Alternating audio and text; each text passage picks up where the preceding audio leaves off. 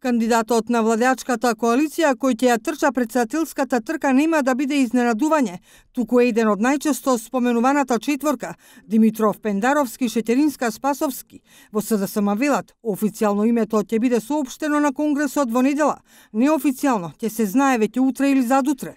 Вчера знаете дека на средбите меѓу премиерот Заев и Али Ахмети беше направен начелен договор за заеднички кандидат, меѓутоа тоа не значи дека е избран конкретно кандидатот врз основа на објавениот оглас и сите кандидати кои што се потенцијални, односно кандидатот кој што треба да биде претседател на Република Македонија, ќе го соопштиме името многу скоро деновиве, конкретно Конгресот во недела на 3.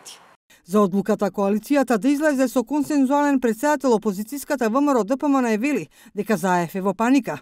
Велат дека нивниот кандидат, професорката Гордана Силјановска-Давкова, ќе биде идниот претседател, иако ја доби поддршката од ВМРО ДПМН. Силјановска собира и граѓански потписи.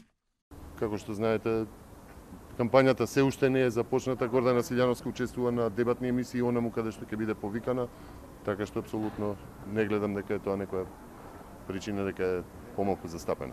Опозицијските ПС и Алијансата ќе го поддржат професорот Блерим Река, кој својата кандидатура за шеф на државата ја најави преку социјалните мрежи. Од ДИК за ТВ велат дека до сега пријавени кандидати кои ќе собираат потписи, освен професорката Силјановска, се Јамди Бајрам, генералот Димче Петровски, Јосиф Мирчевски и Филип Петровски.